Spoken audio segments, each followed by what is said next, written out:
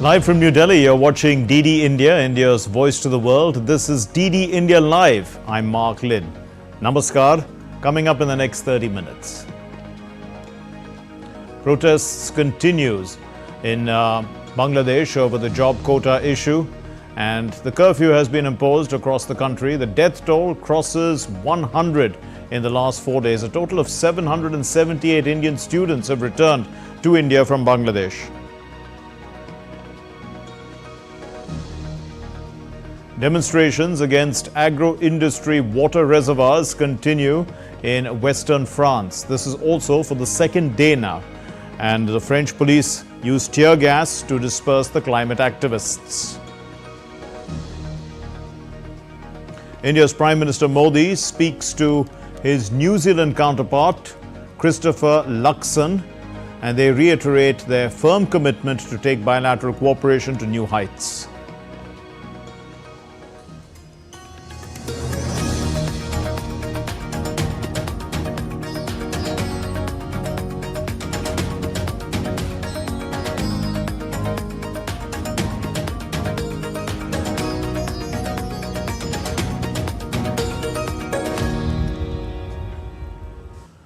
The unrest in Bangladesh continues despite Prime Minister Sheikh Hasina's call for talks with the protesting students. Her government has imposed curfew across the country and the army has been deployed. India has assured all possible help to the troubled nation.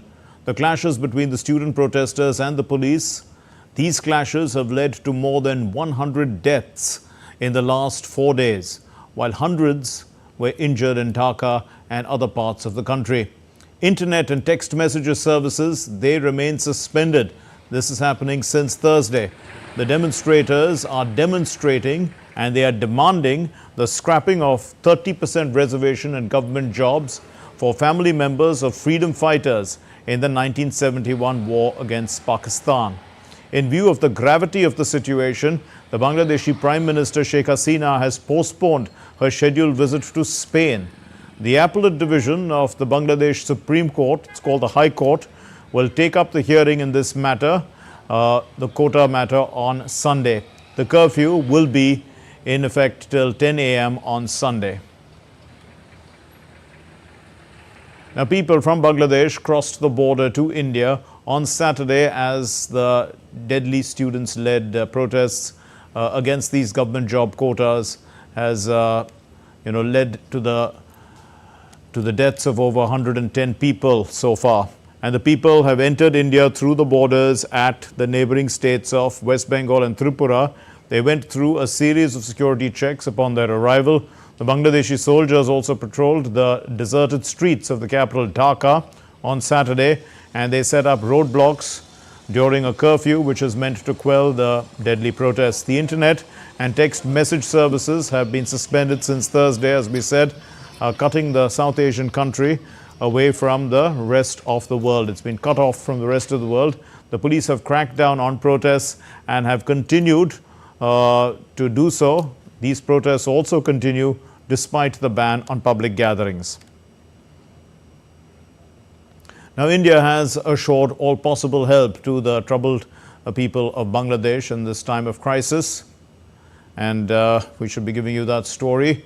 In fact, the India-Bangladesh international border, the Ministry of External Affairs is also coordinating with civil aviation, immigration, land ports and the BSF authorities to ensure a smooth passage of Indian citizens. More than 778 Indian students have returned to India through the land ports. Now, around 200 students have returned by regular flights as well through Dhaka and Chittagong airports. The High Commission of India is in touch with Indian students in various universities in Bangladesh and is providing necessary assistance. Students from Nepal and Bhutan have also been assisted with their crossing into India on request. There are about 15,000 Indians in Bangladesh, including 8,500 students. And these are some helpline numbers that we have put on our screen. The High Commission of India in Dhaka, these numbers, as you note, 880-193-7400-591, and the Assistant High Commission of India in Chittagong, 880 181 465 4797. Also 880 181 465 4799. And these are more numbers. We continue to give those numbers to you. But the DD India correspondent Naval Sangh Parmar, who was in Dhaka, spoke to 4 Indian students who were studying at a medical college in Bangladesh, who returned to India via the integrated checkpost Akhora, which is in Agartala, on Saturday. Now, of the 4, 3 hailed from Assam and 1 from Meghalaya. And the students said that they received help from the Indian Embassy in Dhaka to facilitate their return to India.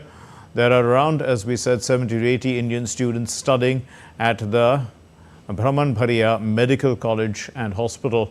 The students belong mostly to Jammu and Kashmir. They also belong to Rajasthan and Haryana.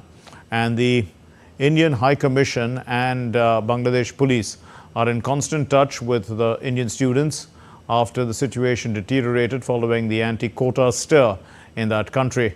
The returnee students said that they panicked after the internet connectivity was shut and even the medical college was closed. हमारे district में हालात ठीक है। अच्छा। लेकिन ढाका में थोड़ा सुनने को मिला कि सही नहीं है। अच्छा। तो पेरेंट्स ने बोला कि आ जाओ, तो हम उस हिसाब से सेफ्टी के लिए हम निकल रहे हैं। अभी उधर करीब 40 स्टूडेंट है कॉलेज में। अच्छा। उन्हें इंडियन स्टूडेंट है, उन्हें हेल्प किया जाएगा अभी, शायद पुलिस फोर्स पहुंच रहे होते। अच्छा। Meanwhile, the Border Security Force, they have intensified security checks at the Indian immigration checkpost in West Bengal's Jalpaiguri. And these measures aim to ensure safety and to maintain law and order. Protests continue in France as the police have used tear gas to disperse climate activists who have gathered in western France on Saturday. They are opposing the agro-industry practices and building of water reservoirs for agricultural use on the second day of their demonstrations.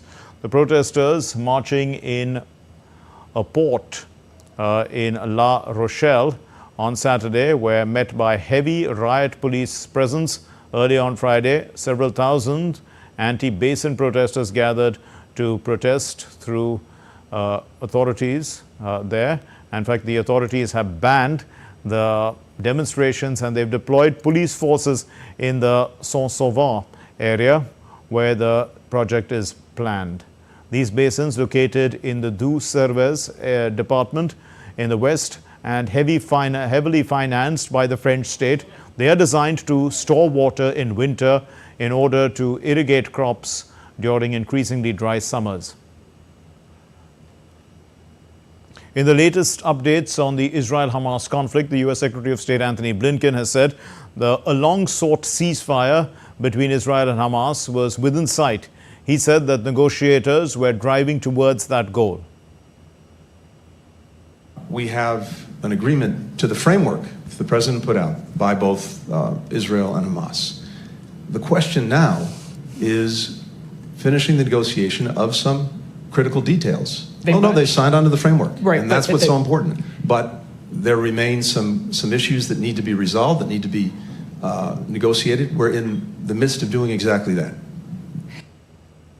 An Iranian-made drone sent by Yemen's Houthi rebels struck Tel Aviv, leaving 1 person dead and at least 10 injured. The Israeli army released footage showing a drone flying over Tel Aviv's shores and then a blast in the coastal city.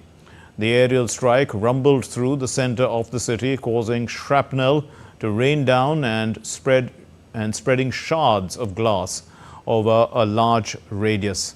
The White House has condemned the attack by calling it reckless.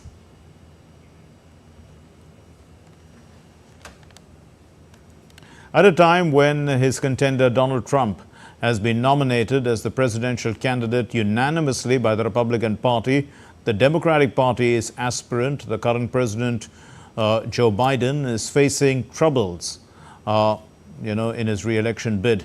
In a fresh jolt, his fundraisers have said that their fund release this month, their donations are plummeting, and they have, in fact, they could cause problems in the official nomination on August 19 at the convention. Several of US President Joe Biden's campaign fundraisers have put their funds on hold and are not releasing the sum to Biden. This has caused Biden's plans to raise money in Austin, Denver, and California next week being shelved. Due to such uncertainties, the hopes to raise $50 million donation in July for Biden's victory fund has not reached even half-mark figures as of Friday.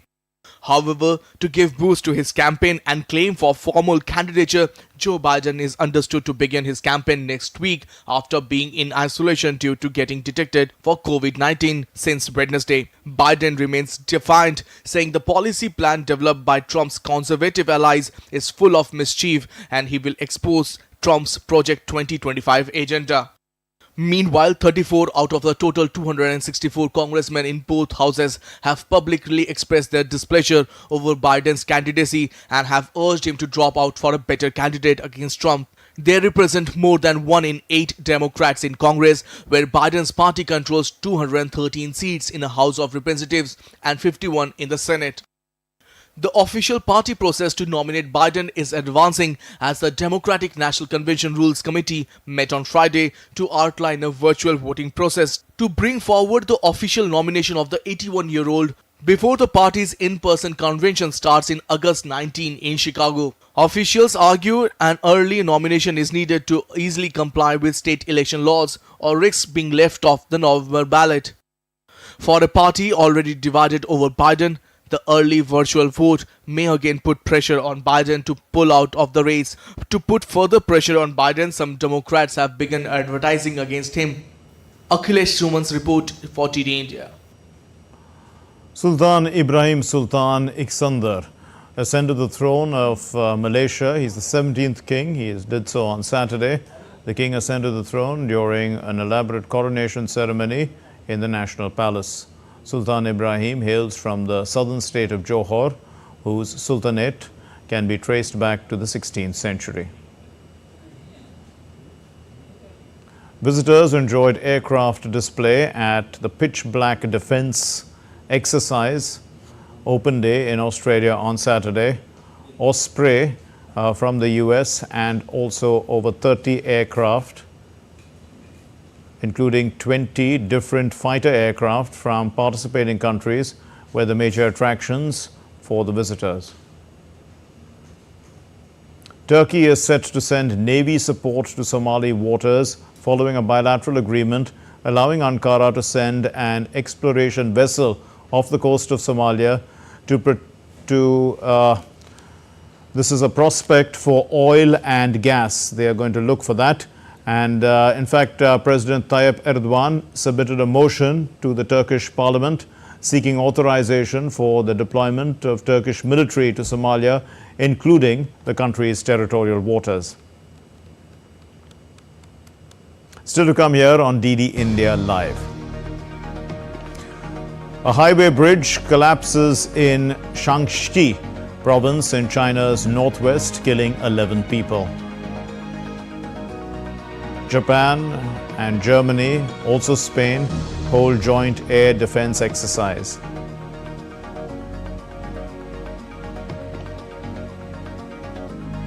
The IOC President Thomas Bach says that the stage is set for the Paris Olympics. Over 100 heads of state and government are attending the June 26 opening ceremony, the July 26 opening ceremony.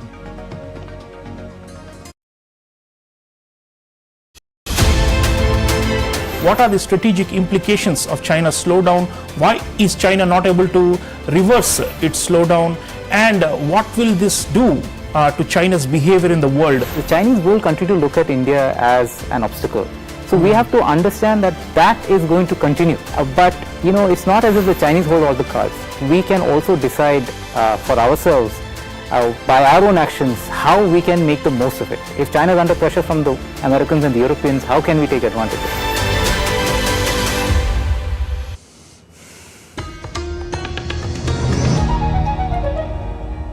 You're watching DD India Live. I'm Mark Lin. A highway bridge collapsed due to flash floods in Shaanxi province in China's northwest on Friday. According to officials, 11 people were killed after the vehicle fell into a river due to a bridge collapse. China's National Fire and Rescue Authority has said that it has dispatched a rescue team to the site, and the team includes 859 people, 90 vehicles, 20 boats and 41 drones.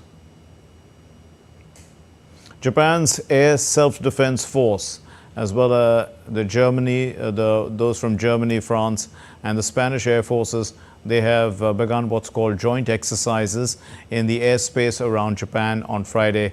These exercises are a show of force against China. According to the Japanese state media, it's the first time that Spanish aircraft have taken part in drills in Japan.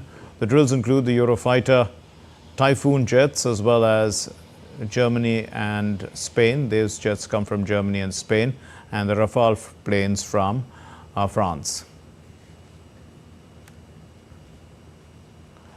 Well, New Zealand's Prime Minister Christopher Luxon has spoken to Prime Minister Narendra Modi of India on Saturday and congratulated him on his re-election in the recently held general elections in India. They talked about ways to advance cooperation in trade, animal husbandry, pharmaceuticals, education, space and other areas. Prime Minister Modi thanked the New Zealand Prime Minister for looking after the interests of the Indian diaspora. Prime Minister Luxon has assured him of their security as well as well-being of Indians. As India-New Zealand ties are anchored in shared democratic values and close people-to-people ties, there is enough potential for growth of bilateral cooperation, also taking it to new heights in the years to come. The Foreign Secretary of India, Vikram Misri, and his Bhutanese counterpart, Om Pema Chodin, they co-chaired what's called the Third India-Bhutan Development Cooperation Talks of the 13th five-year plan on Saturday. They reviewed the implementation modalities and cooperation in diverse areas of the development partnership under the 13th five-year plan. The two sides expressed satisfaction at the large number of India-Bhutan development projects implemented under the 12th five-year plan in sectors which include connectivity, infrastructure, culture, heritage, health, education, agriculture, sports, skilling, digital economy. The two foreign secretaries also virtually inaugurated 19 schools in Bhutan, which were constructed during the 12th five-year plan period. India's Ministry of Health and Family Welfare issued a statement refuting certain media reports that had highlighted findings from a paper published today in the academic journal Science Advances regarding life expectancy during the COVID-19 pandemic in India in 2020. The ministry said that these reports are based on untenable and unacceptable estimates. As per the Health Ministry, excess mortality reported in the Science Advances paper in 2020 over the previous year is a gross, misleading overestimate. The Health Ministry criticized the study as erroneous, citing critical flaws in methodology and inconsistent, unexplainable claims. According to the Health Ministry, discrepancies between the study's findings and established COVID-19 mortality patterns further undermine the study's credibility, and that the study fails to acknowledge India's robust civil registration system, which recorded a substantial increase in death registrations in 2020, not solely attributable to the pandemic. The Director General of the Indian Council of Medical Research, Dr. Rajiv Bhal, questioned the sampling method of the study on excessive COVID deaths. The most important flaw is that only a very small part of the National Family Health Survey, which was conducted in some households in 14 states between the month of January 2021 to about April 2021, that sample of households has been taken to compare deaths that occurred during those households in 2020 compared to 2019 and 2018. And taking that sample, that data has been projected to the entire country. the civil registration system, which in India is an extremely robust system now, and covers more than 99% of all deaths, reports only 4,75,000 extra deaths in 2020 compared to 2019. Now data is available also from the sample registration survey, which clearly shows that the mortality in 2020 was 6 per thousand, which was similar to what was seen in 2019 at 6 per thousand. India's Minister for Chemicals and Fertilizers, J.P. Nadda, and the Minister of State, Anupriya Patel, launched the 13th edition of the India Chem under the theme Advantage Bharat, Indian Chemicals and Petrochemicals Paving the Future. Nadda also unveiled the brochure for the 13th edition of India Chem. He assured industry representatives that the government would introduce necessary policy interventions to bolster the sector. The Consulate General of India in the UAE hosted a highly successful open house at the India Association Ajman Sheikh Humaid bin Rashid Al Nuami Auditorium and Sports Complex in Al Jurf. Attended by approximately 100 Indian nationals from Ajman, the event covered a wide spectrum of topics crucial to the community. Key discussions included passport services, education opportunities, trade relations, consular matters, among others. Many immediate grievances were resolved on site, while more complex cases were meticulously documented for further follow-up. This outreach effort aims to directly address the concerns of the Indian community across 6 northern emirates at the grassroots level. Indian Association Ajman is always on the forefront to help the Indian diaspora living in Ajman and nearby Emirates. Recently, during the COVID pandemic, Indian Association Ajman provided 1.4 million vaccination doses to the affected people, irrespective of their country, state or visa status. At the same time, when Consul General of India's initiative was there to arrange repatriation flights to India, Indian Association Ajman, within a span of 17 days, sent 13 repatriation flights to various destinations in India. The IOC President Thomas Bach on Saturday said that the stage is set for the Paris 2024 Games, but the organizing committee remains vigilant 6 days before the Games start. Some 45,000 police will secure the Paris Olympics July 26 opening ceremony, with over 100 heads of state and government set to attend. The ceremony, staged for the first time outside a stadium, will involve around 80 boats ferrying international athletes on a 6-kilometer route along the River Seine towards the Eiffel Tower.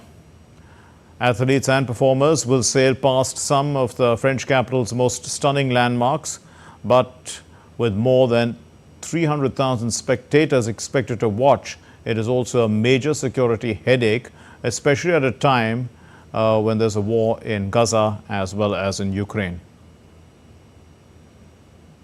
What we can see here, and I'm here for more than a week,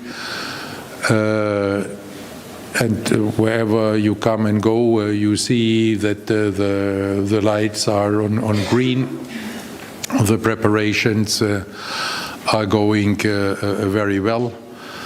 The stage is set, but we have an organizing committee which remains vigilant, which does not ignore any kind of challenges, which you always have when you're organizing the most complex event in this world.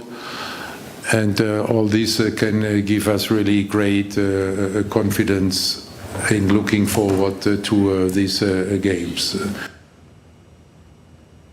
Ukraine launched a new postage stamp to support its Olympic athletes as they've sent the smallest national team to the Paris Games amid the war with Russia, which nears 29 months now.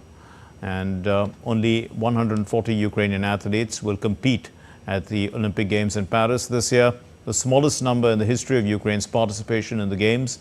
A set of 6 postage stamps features sports in which the Ukrainian team has previously won different awards and medals, including fencing, judo, tennis, canoeing, weightlifting, and bullet shooting. Well, that's all we have in this edition of DD India Live. Let's know your thoughts on the news of the day. And for those of you on the go, get the latest updates from India and across the world on the DD India mobile app. That app is available on both Android and iOS platforms. Scan the QR code, download it now. We'll be back with more news as it breaks here on DD India. I'm Mark Lin. From all of us here in Delhi, thank you very much for watching DD India Live. Namaskar.